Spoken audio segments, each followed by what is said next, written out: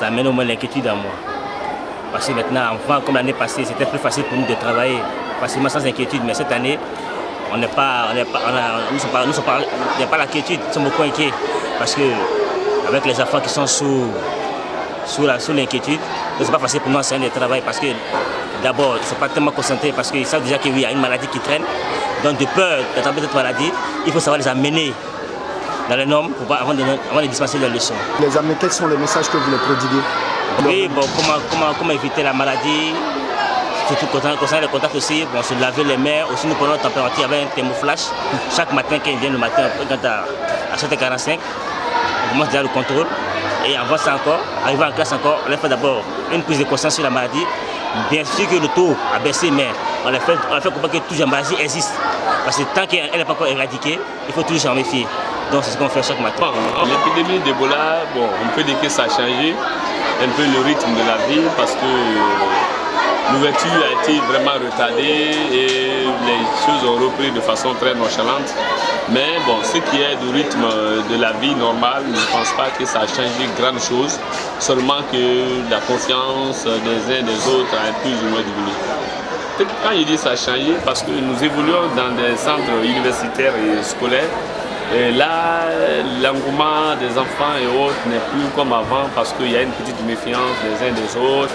Certains donnent des illusions par rapport à la maladie, d'autres ne pensent même pas que c'est une maladie naturelle, d'aucuns pensent que c'est une maladie qui n'est pas divine, et ainsi de suite. Et ça crée plus ou moins de méfiance de part et d'autre. Bon, ce que je pourrais dire aux uns et aux autres, de penser que Ebola est une maladie tout comme les autres maladies, et que des conseils d'hygiène qui ont été envisagés, que nous les respectons comme ça se fait un peu partout dans des écoles ou universités, c'est-à-dire respecter les règles d'hygiène, se laver les mains, se refuser des contacts permanents avec les gens, mais seulement soyez confiants avec les collaborateurs pour ne pas qu'il y ait une segmentation de part et d'autre.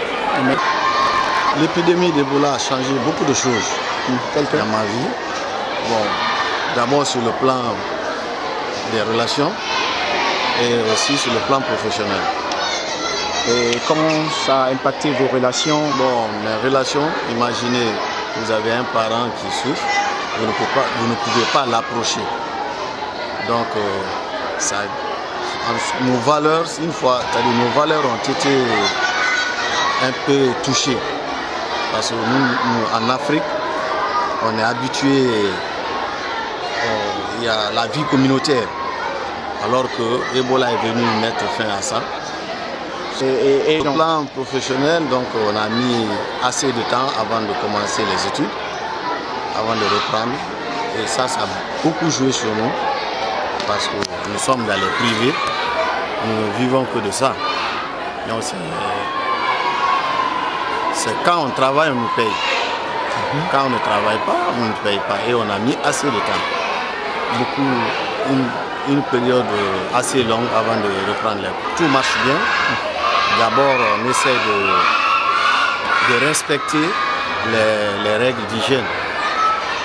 Donc, on observe ça. Et quand on voit un enfant peut-être qui est un peu malade, on essaie de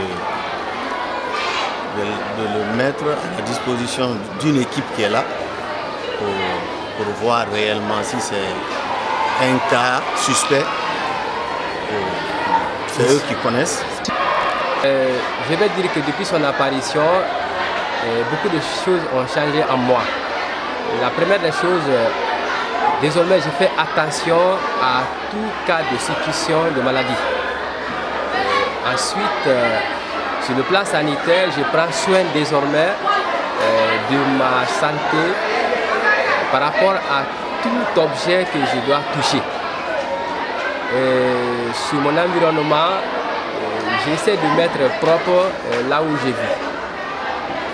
Bon, en tant qu'enseignant, je suis devenu, j'ai réussi une grande pédagogie par rapport à l'enseignement de la méthode de comment éviter le virus Ebola. Parce qu'après l'information, on a constaté que pour éviter le virus Ebola, c'est très simple. Il faut écouter et appliquer. Dès qu'on a un élève qui a la température élevée, on le suit jusqu'au niveau de sa salle.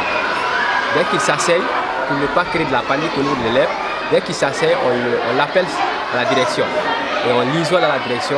Maintenant, on prend les mesures avec la famille et le service de